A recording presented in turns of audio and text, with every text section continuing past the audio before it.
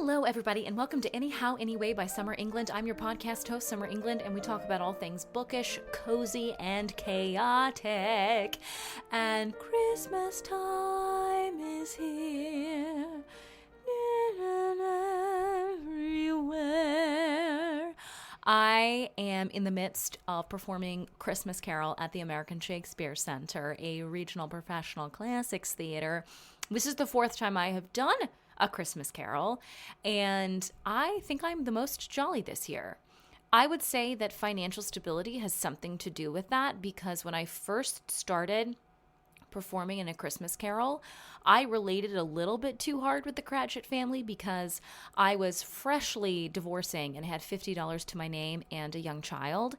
And when we were doing some of those scenes and, we were talking about the dramaturgy of everything and Martha Cratchit and all this stuff. And in the back of my mind, I was thinking to myself, so it would be so cool if I could afford a Christmas goose. You know what I mean? Like the Cratchits right now can afford a Christmas goose and figgy pudding on fire and all of this stuff. And I'm over here sort of scrapping together literal beans and rice. But we've grown a long way ever since then, okay? I have slated myself as a multi-hyphenate artist, wherein I'm able to make somewhat of a livable wage. Anyhow, anyway, that's not why we're here today. I'm just letting you know where I am coming at you live from. And I mean, we have to address the elephant in the room that is the Christmas season. And I would say that I have finally been successful in that for the first time in my adult life, I have had the most joy, Christmas joy. I am not curmudgeonly. I'm not upset by the commercialization that is Christmas. People are just living their lives. And if they want all of the everything that comes with the Christmas commercialization and the overwhelm and the overstimulation, then that's them. And then I can do my cozy little Yuletide, my Yule, all right? My solstice celebrations, my intentions, and all of that stuff.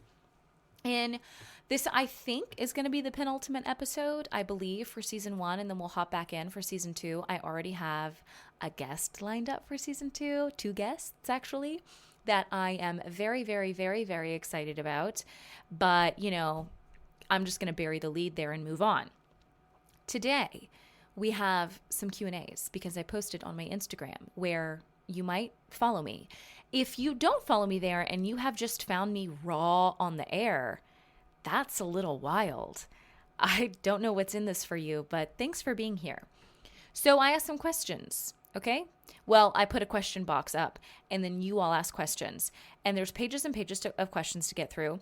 So we're just going to go through them. Some of them might be semi-repeats of others. And if that is, then we'll just get there when we get there and I'll skip it if needed. So I'll answer as many as I can in this episode, and then I will answer the rest in the final episode, and then we'll have a little bit of a break. But in that final episode, just forecasting that I will be telling you how I set my New Year's intentions as a girly who some would say, some outside eyes would say, I am a manifestation witch. Do I call myself that? No. Was I born with a set of rules laid into my soul somewhere deep about manifestation, that which you call into the world, that which you say back to the world? Yeah, but is it witchcraft? I don't know. I don't know, man. I'm just out here living. Honestly, let's get into it. These are your questions, and here I am to answer all of them. What is my favorite coffee order? Let me tell you, I have 2, but they're mostly the same. I want an iced oat milk vanilla latte, extra sweet. I do not want to have a hint of vanilla. I want it to slap me in the face. I want it to taste like a melted coffee vanilla milkshake. Why do you get iced, you may ask? That is because I have so many food allergies that the steaming wand, there's no amount of steaming it, then wiping it with the same towel over and over again, because I've been a barista, I know how it is, that is going to probably wipe off enough of the allergens for me as a person who is allergic to almond, soy, and dairy milk, all of which are the other alternatives other than coconut and oat milk. There's no amount of wiping that steamer wand off that's going to make me feel comfortable ordering a hot drink.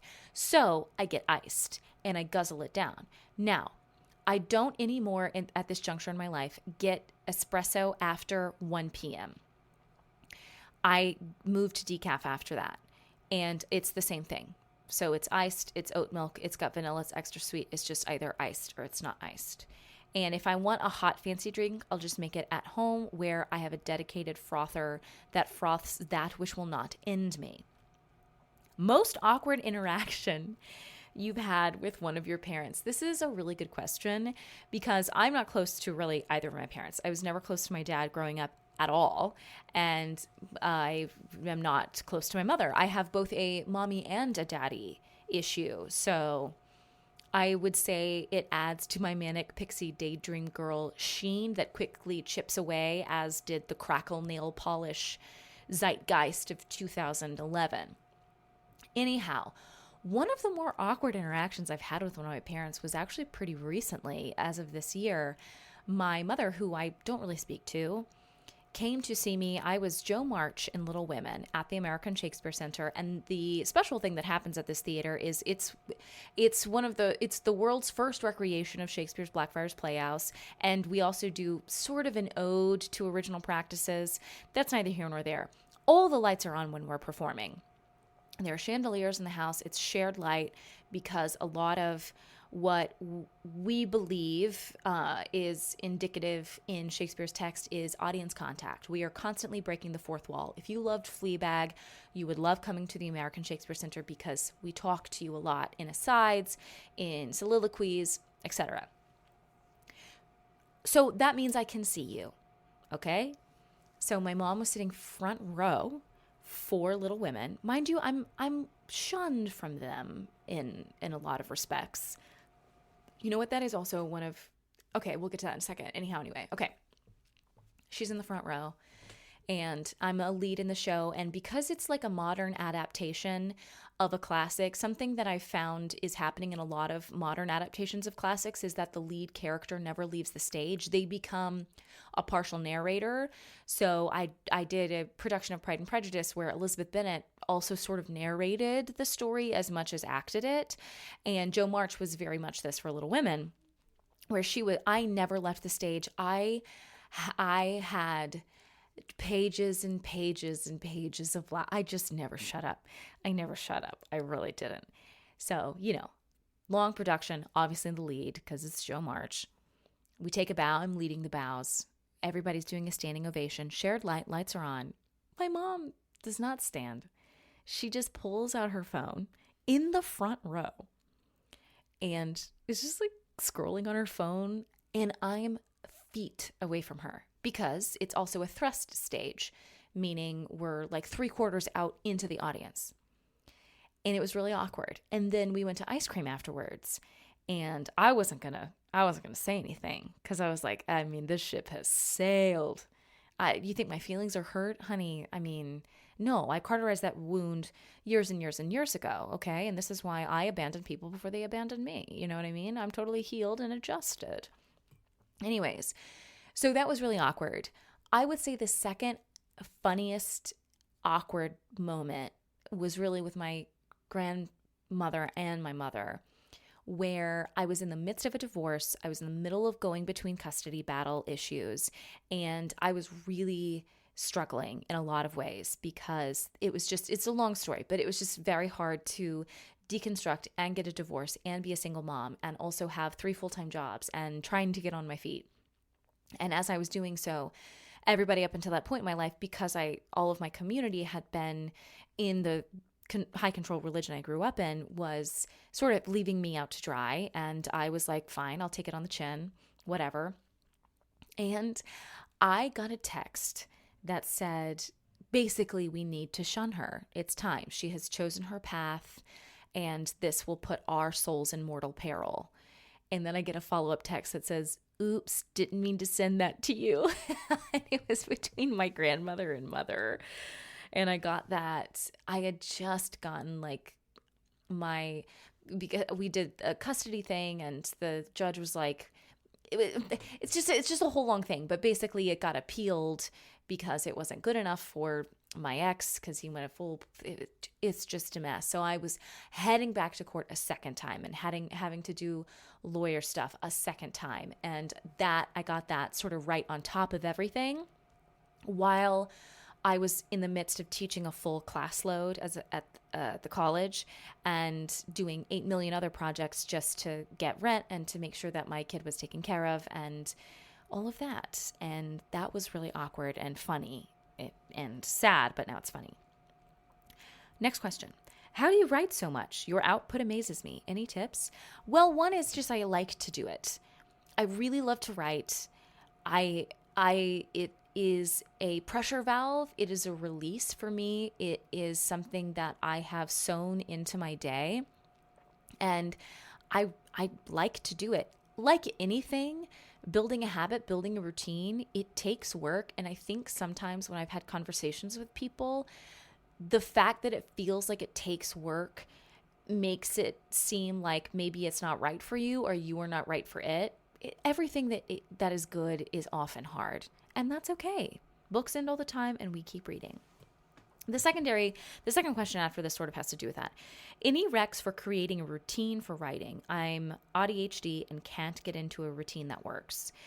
I would say give yourself time to collect data on your successes and your failures, because a lot of times, especially in the AuDHD realm, for me personally, it's really easy to focus on, well, here are all the things that are not working about this thing that I really want to do. There's a thing I really want to do, the product that I really want, or the process that I want.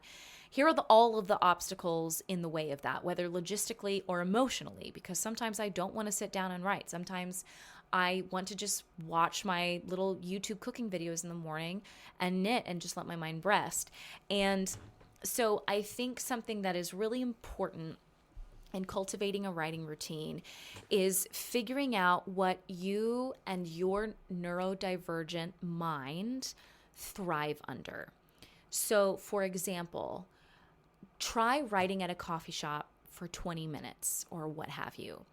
Is that really exciting for your brain? Does that help you focus in? Is getting out of your house helpful for you? Collect that data. Don't take it as, I can't write at my house, therefore I can only write at coffee shops. It's going to be so inefficient because I can't always go and I can't always afford. Take it as a win. Great. I get my best writing done at coffee shops, period, and stop. Great. Awesome. And then from there, I would just experiment with yourself of what feels good. What do you need as a person to sit down and write, especially as you're beginning the writing routine? Because I think once you have started it, it's something that will sort of self-perpetuate from there. Yes, you can fall off of it, but you know how to get back on it because you have more data about what is going to be successful for you. What are the days that based on how you're feeling, there's no point in you writing because you've tried it. It just is, and treat it like it's fun. You are your own hypothesis, your brain, your stories. They are their own special machination of how things are going to be. It's just like, I don't know, it's just like having a baby. The baby, you just figure out what it likes, and what's the sleep routine? What is the temperature that the baby needs to be at? What are its favorite, like how we treat other humans, how we treat babies that are like figuring out how to do stuff. You're allowed to do that with yourself. You're allowed to do that with your writing routine, especially if it's in its fledgling, it's not on its feet yet. You can spoil it like a baby. And I did. I figured out when I write the best and the most efficiently, when I am having the ideas that flow, and that is in the morning. So if I am writing later in the afternoon, it's not going to be as efficient, or I'm just not going to feel as good. It's not my favorite time to write. On top of that, I like having little gadgets. I like having a really cute keyboard. You can find them in my shop. I've linked my hashtag not sponsored, but I've linked my favorite keyboards. I like having a keyboard. I like being surrounded by things that inspire me. So my office is a warm green color. I have spoiled myself because I am creating stories here, and that should be treated as precious as you would a child, or you would have been, like, I get it's not a living thing, but we're allowed to treat ourselves with that much care that we would give to something else. And even if that is a writing routine. And I think for me, storytelling and writing is the most important endeavor in my life, because it is that which I care the most about, other than, my son. And so, and my loved ones. And it is something I take very, very seriously. It is I would say, in my driver's seat of my life, is being a storyteller and storytelling. And so I will treat it as such. And I think it is a sacred thing that we as humans get to do. And it's really all that we have at the end of the day, is the stories that we have made with each other, for each other, about each other. And, it's okay when you're starting a writing routine, as menial as it is, and especially when it's having anything to do with myself or ourselves, it can feel very selfish to be like, oh, I'm going to spoil myself. But, it's so, I'm obsessed with watching the TikToks of people who have like a really bougie shower routine where they have a shower lamp and all these oils and stuff, and it's how they like to settle their day. And I apply that amount of care and consistency and little gadgets and little arts and pieces and bobs to my writing routine, and it has been really, really helpful. And so, I would just say, like, especially when you're starting a writing routine, it is important to know that I would say that first year is going to be you collecting data about you as a writer, and you as somebody, as a creator, as a storyteller. And you're going to have failures and you're going to have major successes, and both of them are equally important to know. And then at the end of that, you will not only have a writing routine that is repeatable and sustainable, but you will have something that is built for you. And it's why a lot of people ask me to do workshops on writing routines, and a lot of times it veers into very similar to what like a personal trainer would be offering, of, okay, we're going to work out at 9:30 a.m. and do this many circuits. And I think I've always said no to those, and I've so much more approached it of like, be a field scientist to yourself. When you're a kid and you go out with your butterfly net and you're catching butterflies, and you're just pretending like you're, I don't know, like the wild thornberries, or you're a detective. Apply that to your writing routine, because I don't know what's going to work for you, but I do know that the data that we need, especially as neurodivergent people, who I would say our outside really informs our inside. And I think sometimes that is a superpower, that if my outside is calm and peaceful, and I'm surrounded by the things I love, and my hyperfixations, or the smells that I really like, that will get my insides to align accordingly, even if I'm going through something. Whereas I have found in my own experience with, neurotypical people, is if they're having a bad day, they're having a bad day. Like, they can be surrounded with their top 3 favorite movies, and it's going to be like, yeah, but I'm still having a bad day. Whereas for me, on the opposite bad end of the spectrum is, if I'm having the best day ever and then you start playing music and a fluorescent light is flickering, I am ruined. I could be having the worst day ever, and if you turn on Lord of the Rings, I'm like, okay, you know what? I think I might be okay. That's a long-winded way to say, figure it out. Really, really give yourself the opportunity to explore. Next question. How do I get out of this writing slump? I haven't even wanted to read much, and I devour books usually. Okay, so here's my take on this, is that as much as writing routines are really important, and reading, sometimes you don't want to do it. Sometimes you just don't. And if you don't have a deadline, you don't have a publisher, you don't have a self-enforced deadline, or what have you, that I would just say you're allowed to listen to that as you would your body. Like, if I was really sore and couldn't move my body, I would not go to the gym. And if I'm in a super bad slump, I think that sometimes it's okay to just take a few days or take a week and then maybe go into a different project or watch a TV show or engage with a different storytelling medium that is nice and maybe bingeable / inspiring to you. And then you'll come back to it. You will. And it might be a slow roll. I would start with like a few hundred words a day. Or if you're picking back up on a project that you've had a second away from, I always take the first few days to reread every single thing that I've written, which always goes into a rabbit hole of I end up editing a bunch of stuff. But I think that that's fine. I think that that's totally fair and okay to do, of just, it's your own process. But the quickest way I've been able to get out of writing slumps is to just take a few days away, and I might noodle on another project.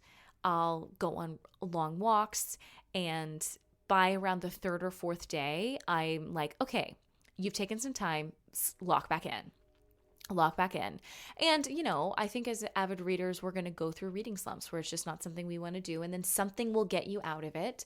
But sometimes the thing that's gotten me out of a reading slump is like going to an art museum where I just needed a different spark of creativity.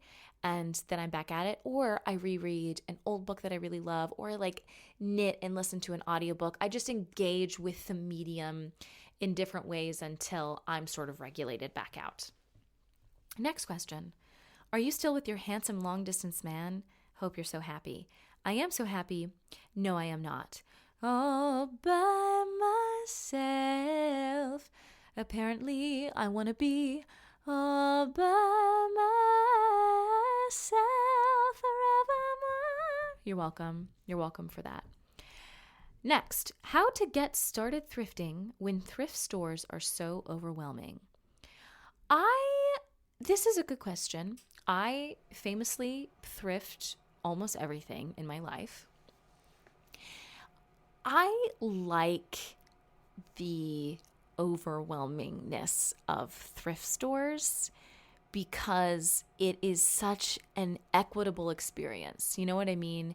Going in with somebody who is a professional thrifter or somebody who has never gone into a thrift store, we are at the mercy of the thrift, of the luck of the draw, of who dropped off what and when, and then what got put on the floor.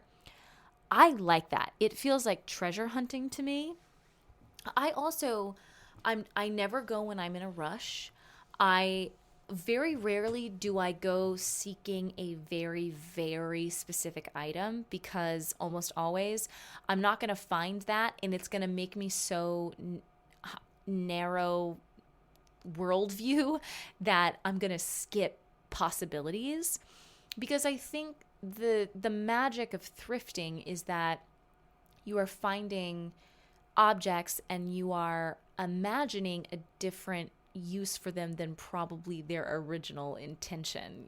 I have so many things in my house that make no sense as to why they work for what they do, but they do. I've got things that aren't bookshelves as bookshelves. I have things that aren't bookends as bookends, and not everything is book-based, but everything I'm looking at right now is book-based. And, I like everything is for something. I have a piece of wall art that has just like this weird makeup to it that I figured out I could put recipe books on.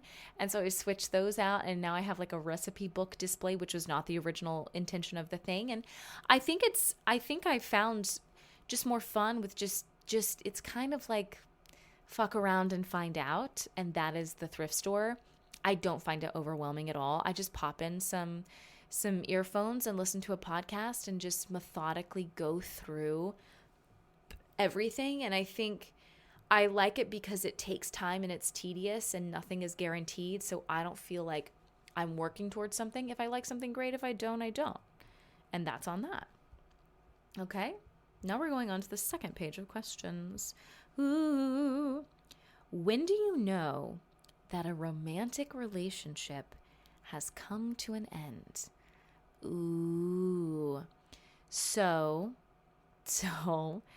am I the person to ask about this? I don't know, because and I say this to everyone I date, I'm always the one who leaves. Always. Is it an abandonment wound? Yeah, 100%. Does it have to do with fearful avoidance? Yes, it does. But I also am really, really happy by myself. I have always been that way. But also then I like comfort and being with people. It's just, anyways.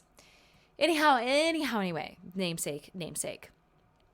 I think the times where I have known that a relationship has come to an end is sometimes when you know, and it's not always in the positive light.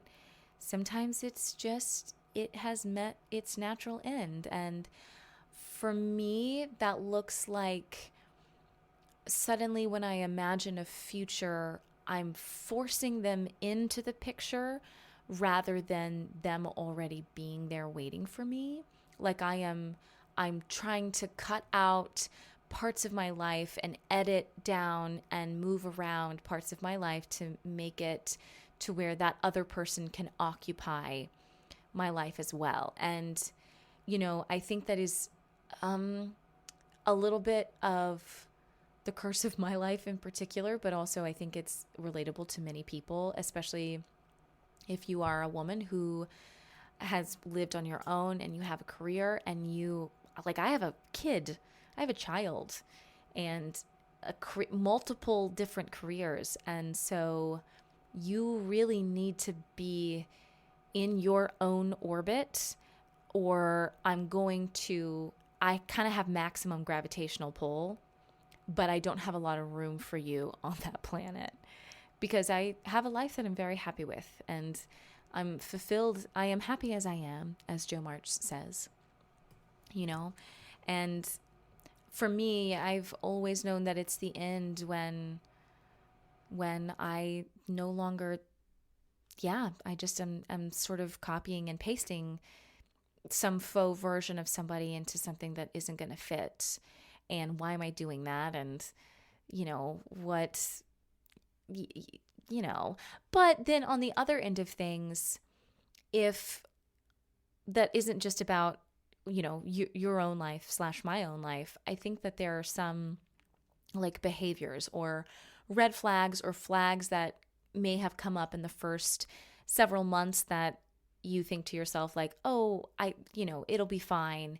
And then you get a few years in or you get a year in and you think, actually, I don't think I have enough of this like new chemical that's being released to my brain because we just met and you're really hot to sort of help me ignore that this is not going to work. Like if I am having to make emotional sacrifices in order to just deal with you, that's going to be a no. And if I feel like especially if I have expressed multiple times that something has hurt my feelings and it is met with, what do you want me to do about it? Or, anything like that, where it's always continuously shirking off having conversations, then, after a few of those instances or several of those instances, I know that it's the end. There's just some things like I'm just not going to deal with. I'm just not going to deal with it. I don't have to. And I think that, I am not afraid of being alone. And so it is always a really active choice for me to be with somebody. Like I can live on my own. I have multiple times and, that is fine. But so, if I don't want to hang out with you all of the time, then it's probably the end. I don't know if there's anything usable in there, but probably if you're thinking that it's at the end, then it probably is at the end. How has your writing routine evolved from starting to now? I would say it's kind of similar, honestly. When I started my writing routine in its truest form, I would wake up really early and write for hours and hours, and that's how it was. I think the big thing that's maybe different is my editorial questions along the way and making sure that I have a through line character-wise of wants, needs, actions, and such that makes sense. But I would say the the routine is pretty similar. I have my desk, I have my laptop, I go to the coffee shops, I get my writing sprints in, and then I'll go back and I edit a lot more now than I did in the beginning. And I think that in the beginning, I got that first manuscript done pretty quickly.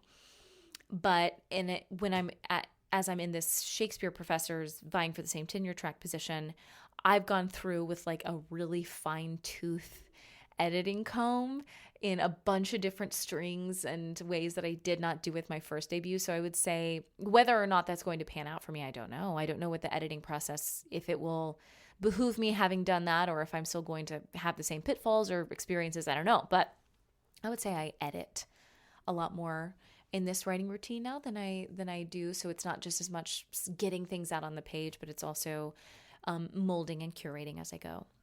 Favorite Shakespeare work?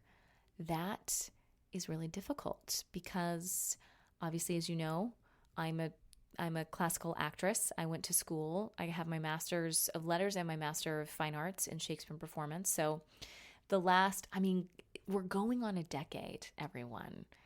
Like, we're going on a decade of me being in scholarship and academia and Shakespeare. I think my favorite to perform is Midsummer, and my favorite to read overall is Richard II. It's one of my favorite plays of all time. There is a gentleness and a bleakness and yet a hopefulness within the linguistical feats of that play, that it makes it my favorite. I love Richard II. I've not seen a good production of it, and I think that is the curse for me. That Midsummer is one of my favorite because it is such a fun show to watch as it is to read. Whereas Richard II, so far, I've had much more fun reading it than I do seeing it. And, you want to be enjoying seeing it because that is, the original intention of it is for it to be entertainment. Somebody says, not a Q. I just think you're so cool. You have a rom-com sort of life and I wish the best for you. Oh my God. Thank you. All right. Next question. What do you have to understand about your characters before writing them? What they want and what they're scared of? And what about what they want is something that scares them? So a lot of fear. What are they the most afraid of? And how does that work for and against them? And then another question. What's your favorite thing about character creation? Telling somebody else's story, hopping into the shoes of somebody else. It's the same reason why I love acting is, I have curated so many different masks my entire life, hundreds of times over every day. And acting gives me the ability to use that power for good. And creating a character, you're breathing life into something, and you're infusing this person on the page with these experiences that I've had or that I've seen people have or that I want to explore. I think another really great thing about character creation is that it's sort of your own personal psychology time, because you sort of get to, again, have a field study into every character that I have written, main character, is dealing with something that I am currently questioning. So for Clara Thorne in The Impossible Garden of Clara Thorne, pre-sale is open, okay? Anyhow, for The Impossible Garden of Clara Thorne, she is figuring out how to let herself be loved. And I wrote that at a time where I was wrestling with that as well. And for these two Shakespeare professors vying for the same tenure track position, Danny Jean, the main character, she is wrestling with when you pour so much of your identity into a dream and it's all you've ever wanted, that you forget that you're allowed to still want other stuff, that you might not want that anymore. What does that mean? And so that's been a really wonderful part of character creation, is it kind of just gives me an excuse to these things that are pressing on my heart and my mind. I can explore them in different manners with these characters, and at some point I will write hopefully something that I don't know, or like it isn't some type of microcosm of myself that I'm forcing into being, but as of now it is, and I like it. Somebody asks, how did you get into acting? Is it crazy to do a career change in my 30s if I've never been in? And then the question sort of trails off, but I assume it is something along the lines of, is it crazy to change your career in your 30s if you've never been in acting before? I got into acting really late. I was a junior in college. I only went to college for 3 years. So basically we're in the last semester and a half of school, or my university. And I finished my schooling, by the way. I just took so many hours every semester, I was able to graduate early. Anyway, I got into acting really late, and it was just because I had an elective open, and I just put in like the first thing on the list. I had no interest in being an actor at all. I was always a big storyteller and loved creating and such, but I was in school for psychology. And then I just kind of got bitten by the bug. I did my first monologue, and the teacher was like, great, you have to be in this production of Carousel to pass this class. And I was like, what? Okay. And so that was what I did. And I was really glad that my teacher manipulated me into doing that. And I love him for it. So, that's, thank you. Thank you. And then from there, I still did not intend to be an actor. I really loved it, and I did all of the productions and, won the best actress of the whatever and the stuff. But I was like, no, I'm going to be a psychologist. I went to my master's for clinical mental health counseling. And then somewhere in there, I thought I was performing. I was in a traveling choir, and we were performing, and I had this horrible sinking sensation of, oh man, this is the last time I'm going to be able to perform. And then in that moment, I was like, snap the fuck out of it, Queen. Why? You're literally an adult. Go, do it if you want to. And then I found the program. I knew I wanted to do classics. And it was just sort of like groping in the dark. I knew that I wanted to do classics. And if you ask me why, I don't know what to tell you. I don't know why I took the steps I did. It was just sort of this feeling, and I was catapulted by it. And then I found Stanton, Virginia, where I still reside, and I went to Mary Baldwin University, and and I got into the Shakespeare Performance Program. And I remember going to the American Shakespeare Center in 2018, and I saw their productions, and I thought to myself, I will know I have made it when I am on this stage. That's what I want. That is my dream. I want to be on this stage, and I want to be a professor, and I want to tell stories for the rest of my life on this stage. I really fell in love with that place in a way that I've not ever done with another place before, and with the people who were telling those stories. And I wish I could go back and tell myself, like, not only have you been performing there steadily for 5 years, you've gotten to lead productions, you music directed there, and you're friends. You're like really, you're best friends with some of the actors that you saw in 2018 and thought to yourself, there's never a world where I will ever be that good, but it's amazing getting to watch them. And now they're your friends and your colleagues, and you've worked with them so many times over. And so that's how I got into acting. I would say if you are in your 30s and you want to do a career change, be realistic. Are you talented in it? Like, genuinely, I don't know you. Ask yourself that. Has somebody told you along the way that you have acting chops that is not a community theater person?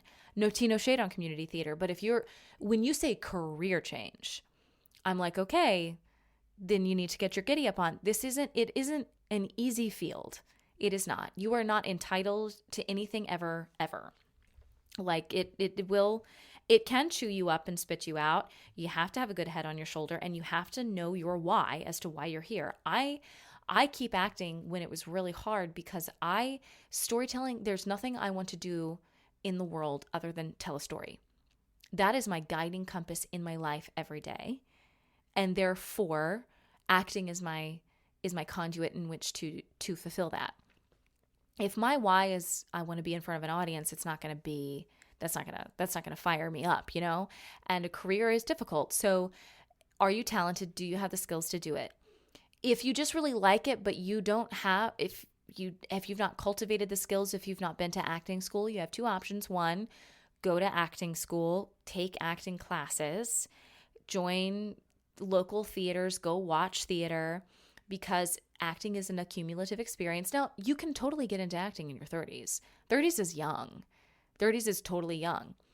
You're just going to be you just need to be prepared that if you mean it as a career change, you got to do the work, and you should never feel entitled to a role. Let me tell you that now.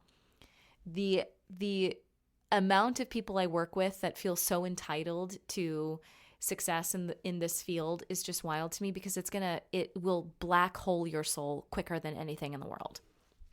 So don't do that. And anyhow, no, I don't think anything's ever crazy. I just think you need to have your wits about you. You know, when I got my literary agent, I worked really hard and found a lot of resources to understand the publishing industry, and subscribed to Substacks and read articles and read craft books and reached out to authors and to get my footing, because I knew that it was a career change and I didn't have experience in it. Did that mean I wasn't going to do it? 100% no. But you need to have your wits about you. Acting is hard. Getting into acting acting in and of itself is not necessarily hard, but getting into the field can be. So do yourself a favor and either go to school or join a community theater production, get some time in the paint, and figure it out from there. And yeah, best of luck. Now, I don't know anything about film. I am only a regional theater actor. I can't imagine doing film. I'm such a theater person. The thought of being on set and it's like we're going to do a page a day and we have to reset. Oh my God. But I really want to be in a rom-com really badly. And I want BBC to let me do it. That's in my 2026 life goals for like this next chapter of my life. I really want to be in a movie. Despite having hated on it. And the next question, where did you get that gorgeous keyboard? I did purchase it from Amazon. It is an Uboti keyboard, and I love it. All right, I think we have time for one more question. Am I married? Not anymore. So that was pretty easy. So then this will be my last question. I would be appreciated if you could talk about the magic behind the love of writing. Well, I think the magic is because telling stories is the true magic that we have in the world between us. It's really all that we have. You know, even our material possessions are important to us because there is a story there. And whether that story is just like, I got this Nespresso on sale and it's made my life better. Well, there's a beginning, end, middle, end to that story. You know, we have these experiences, and you know, I don't want to fly to Scotland and come back and not tell a single soul about what I did in Scotland. I go to Scotland and I have that experience, and now I have another part of my story. You know, I think storytelling is an ancient art, and some people, I would say, are tapped in and are storytellers, whereas other people have stories to tell.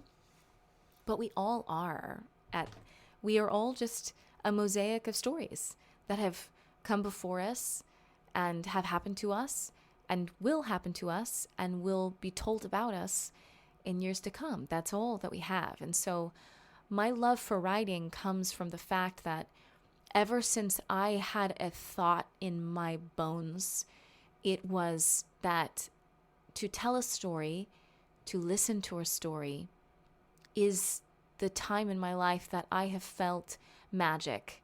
And I wanted to be magical so bad when I was a kid. Oh my gosh, I wanted it so badly. And when I found storytelling and, you know, sitting around a fire, the concept of sitting at the feet of someone and oral traditions and reading and books, it is alchemy, I think. It's all that we have, really. Everything is just a different iteration of storytelling. And so writing for me is, as acting is another form of getting to express that which I believe my purpose on this earth, whatever that really means at the end of the day, whether it means nothing or everything. But I suppose when something means nothing, that's when it means the most, is to tell stories and to engage in that dialogue of, let me tell you a story, because I think I have the skills to be able to do it, and I want to share it with you.